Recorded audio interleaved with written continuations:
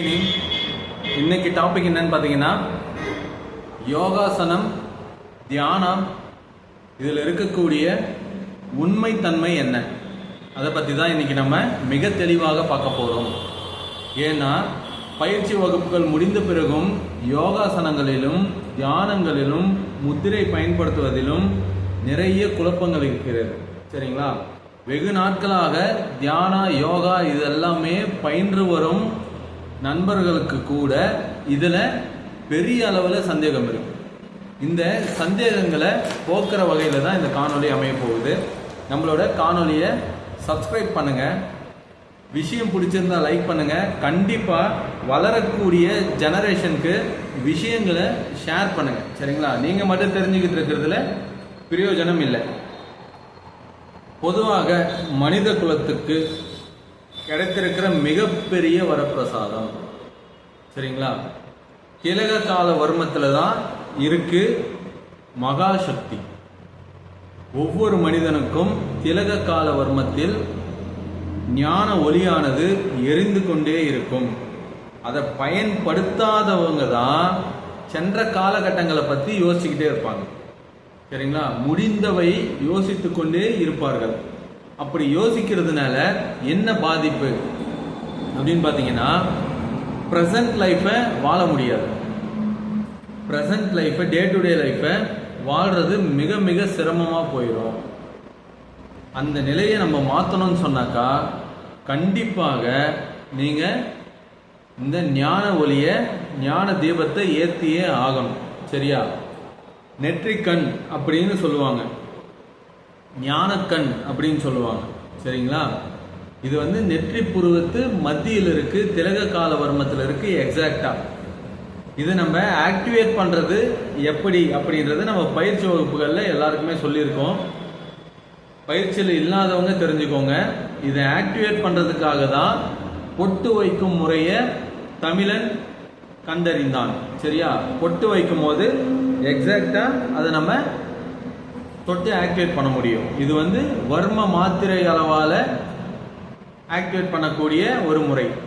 இதுவே நீங்க வர்மா பண்ணாம இந்த சக்கரத்தை, இந்த ஞான தீபத்தை எப்படி ஒளிர்விட செய்வது, இதுதான் வந்து நம்ம தியானத்தினால பண்ணலாம். சரியா? அதாவது ஞான முத்திரை, ஞான முத்திரை. சரியா? இதை கரெக்டாக பயன்படுத்தணும். இதை பயன்படுத்திக்கிட்டு கண்களை மூடிட்டு உங்களோட ஞாபகத்தை மட்டும் இங்கே வைக்கணும். மேல் நோக்கி பார்க்கவெல்லாம் செய்யக்கூடாது. சரியா? உங்கள் ஞாபகத்தை மட்டும் இங்கே வச்சிங்கன்னா அந்த புருவ மத்தியில் ஒலியை வந்து உங்களால் உணர முடியும். நீங்கள் இருட்டறையில் இருந்தால் கூட அங்கே ஒரு ஒலியை வந்து உங்களால் உணர முடியும். அந்த ஒலியின் நிறங்கள் அவ்வப்போது மாறிக்கொண்டே இருக்கும். ஃபர்ஸ்ட் ரெட்டா இருக்கலாம், ஆரஞ்சா மாறலாம், ஒயிட்டா மாறலாம், ப்ளூவா மாறலாம், கிரீனா மாறலாம். சரியா? இது கடைசியாக நல்ல ஒரு பச்சை நிறம், மரகத கல் போன்று அந்த ஒலியை நீங்க உணர முடியும். அந்த ஒலியை நீங்க தக்க வைக்கணும். சரியா? அந்த ஒலியை நீங்க தக்க வைக்கணும். அதுதான் அதில் இருக்கக்கூடிய சூட்சுமம். அந்த ஒலியை தக்க வச்சிங்கன்னு சொன்னாக்கா 100% உங்களோட மனநிலை, உங்களோட மென்டல் எபிலிட்டி ப்ரெசன்ட் லைஃபை ஃபோக்கஸ் பண்ணும். இந்த ஃபோக்கஸிங்க்கு தான் நம்ம இவ்வளோ கஷ்டப்படுறோம்.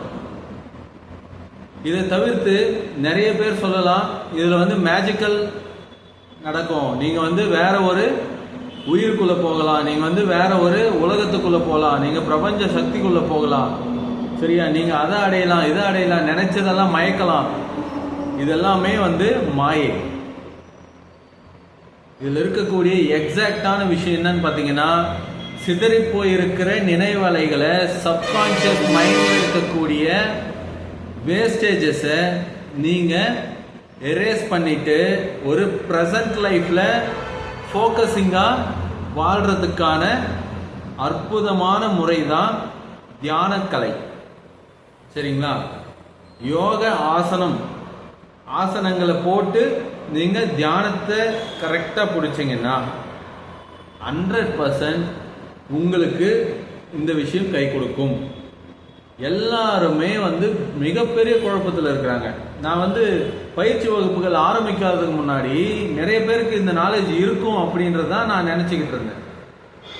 ஆனா பயிற்சி வகுப்புகள் முடிந்த பிறகும் அப்பதான் இவங்களுக்கு இந்த டவுட்ஸ் எல்லாம் கேட்கணும்னே தோணுது. என்ன கேட்குறாங்கன்னு கேட்டீங்கன்னா, நான் மொத்தமாவே கடவுளா மாறுவேனா,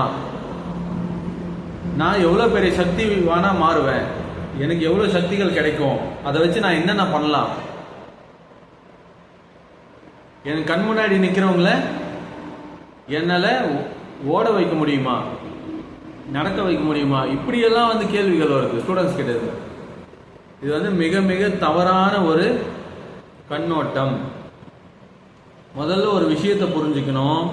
தியானம், யோகம் இதெல்லாமே நம்ம பண்டைய முறைகள்ல இருந்து ஒரு மருத்துவமா பயன்பட்டுக்கிட்டு வர ஒரு விஷயம். சரியா? இதனால முதல்ல நம்ம ஞானத்தை அடைஞ்சு அதன் வழியாக மற்றவர்களுக்கு சொல்லிக் கொடுக்கும் போது அவர்களின் உடல்நிலையை சரி செய்ய முடியும். இதுதான் இதுல மருத்துவமா பண்ணக்கூடிய இந்த சைக்கிள் தான் இது. சரியா? இப்படி இருக்கிற ஒரு விஷயத்த நம்ம தியானத்திற்குள்ள போயிட்டு நம்ம இதை சாதிக்க முடியுமா அதை சாதிக்க முடியுமானா, எஸ் யூ கேன். ஆனா இது மாய மந்திரம் மாதிரியே தான் சாதிக்க முடியாது. உங்க உடல்நிலை சரியாகும் பட்சத்தில் உங்க மனசும் உங்களோட உடலும் ஒரே பாதையில ஒரே நேர்கோட்டில் பிரசன்ட் லைஃப்ல ஆக்டிவேட்டா இருக்கும்போது உங்களால திறம்பட வேலைகளை செய்ய முடியும், பூர்த்தி செய்ய முடியும். அப்படி செய்யறதுனால உங்களுக்கு அற்புதமான பலன்கள், பிரதிபலன்கள் கிடைக்கும். அதன் வழியாக தான் நீங்க ஒன்னா பொன், பொருள், செல்வாக்கு, பேர், புகழ் எல்லாமே சேர்க்க முடியுமோ தவிர நீங்க ஒரு தியானத்திற்குள்ள முழுமையாக நுழைந்து விட்டால் எல்லாமே வந்துருமான்னு கேட்டா வராது. somebody can speak about you. எப்படி சொல்லுவாங்கன்னு கேட்டீங்கன்னா, அந்த மனிதர் வெகு காலமாக தியான நிலையிலே இருக்கிறார், யோகாசனங்களை கற்றறிந்துள்ளார். இதை மட்டும் தான் பேச முடியுமே தவிர உங்களை உடனடியா ஒரு பெரிய கோடீஸ்வரனாகவோ இல்ல ஒரு பெரிய மகானாகவோ இல்ல கடவுளாகவோ பேச முடியாது. சரியா? இதுதான் இதுல இருக்கக்கூடிய நிசப்தமான உண்மை.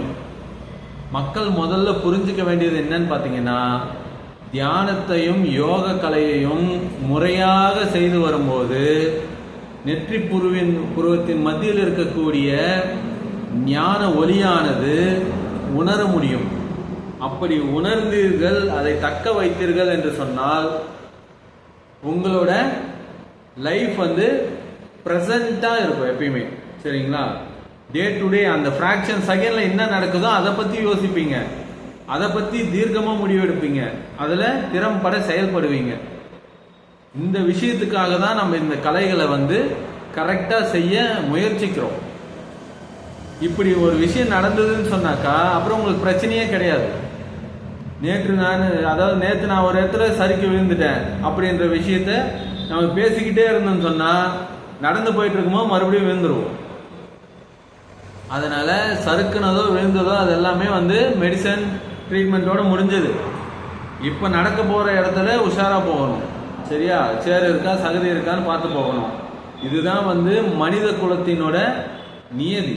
இப்படி வாழ்ந்தா மட்டும்தான் மனுஷனா வாழ முடியும். முதல்ல நமக்கு கொடுத்திருக்கிற பிறவியானது மனுஷ பிறவி. இந்த மனித பிறவிய நம்ம கரெக்டா வாழ்றதுக்கு தான் முயற்சி பண்ணணுமோ தவிர மனித பிறவியிலிருந்து கடவுளாக உருவெடுப்பது, மனித பிறவியிலிருந்து ஒரு மிருகத்தின் ஆத்மாவுக்குள் போக நினைப்பது, பொன் பொருள் எல்லாத்தையும் உட்கார்ந்த இடத்துல கூரை பிச்சுக்கிட்டு கொட்டணும் அப்படின்னு நினைக்கிறது, இதெல்லாம் வேணாம். சரியா? சிம்பிளா சொல்றேன், இது ஒரு மகத்தான மருத்துவ முறை. இதை கடைபிடிக்கணும்னு நினைச்சீங்கன்னாவே நீங்க ஓரளவுக்கு ஸ்ட்ரீம்லைன் ஆகுறீங்க. இதுக்குள்ள நீங்க போகும்போது நான் சொன்ன மாதிரி அந்த லைட்டை, அந்த ஒளியை நீங்க உணர ஆரம்பிச்சீங்கன்னா உங்களோட மனநிலையும் உங்களோட ஃபோக்கஸும் பிரசன்ஸா இருக்கும். சரிங்களா? பிரசன்ஸ் ஆஃப் மைண்ட் அப்படின்னு சொல்லுவாங்க. அந்த கண்டிஷனுக்கு வந்துட்டீங்கன்னு சொன்னாக்கா எல்லாத்தையுமே சொடுக்கு போடுற நேரத்துல முடிவெடுக்க முடியும். ஆன் ஸ்டேஜ் காமெடி, அதுக்கு என்ன மீனிங்னு பார்த்தீங்கன்னாக்கா, இருக்கிற இடத்துல உடனடியாக காமெடியை உருவாக்குறது. ஸ்டேஜ் பர்ஃபார்மன்ஸ்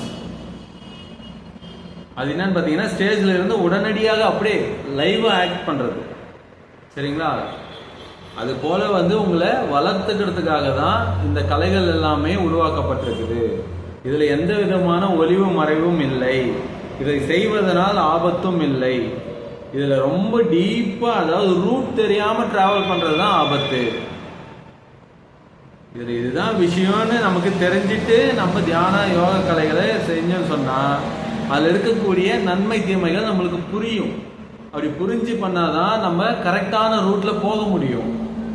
அப்படி புரியாமல் நம்ம தப்பான ரூட்டை நினச்சி நம்ம வேண்டி பண்ணிக்கிட்டு இருந்தோம்னு சொன்னாக்கா அதுக்கான சொல்யூஷன் கிடைக்காது. ஸோ நீங்கள் பண்ணுற மெத்தட் இன்கரெக்ட்ன்றது உங்களுக்கு புரியாது. நீங்கள் பண்ணுற விஷயம் தவறானது அப்படின்ற ஒரு கண்ணோட்டத்துக்கு போயிடுவீங்க. ரொம்ப தெளிவாக இருங்க. இந்த கலைகளை முறையாக கற்றுக்கோங்க. சரிங்களா? ஆசான் கிட்ட போய் கற்றுக்கோங்க. அவங்க சொல்கிற விஷயங்களை கரெக்டாக ஃபாலோ பண்ணுங்கள். அதில் ஆராய்ச்சிகள் பண்ணாதீங்க. அப்போ தான் நீங்கள் இந்த மாதிரி குழப்பமான ஒரு விடை கிடைக்காத கேள்விகளோட தியானமோ யோகமோ சில கலைகளை பண்ணிக்கிட்டு இருக்கிறீங்க. சரிங்களா? சுழுமுனையை ஆக்டிவேட் பண்ணுறதுன்னு சொல்கிறது, குண்டலினி சக்தியை நான் மேல் எழுப்புகிறேன், நான் அதில் சீக்கிரமாக எக்ஸ்பெக்ட் ஆகணும் அப்படின்னு சொல்லி ட்ரை பண்ணுறது, இது எல்லாமே அட்வான்ஸ். உங்களுக்கு அது வேணாமே. மனிதனாக வாழ்வதற்கு என்னென்ன வேணுமோ அதை நாங்கள் சொல்லித்தரோம். அதைப்படி முறையாக பண்ணி ஒரு மனித வாழ்க்கையை நிலையாக, அற்புதமாக, அருமையாக, செழிப்பாக, சந்தோஷமாக வாழ முயற்சி பண்ணலாம். சரியா? இதுதான் இன்னைக்கு நான் சொல்ல நினைச்சது. அடுத்த ஒரு நல்ல பதிவோடு உங்களை பார்க்கும் வரை நன்றி. ஃப்ரம் வைத்தியர் கார்த்திகேயன். பாய்.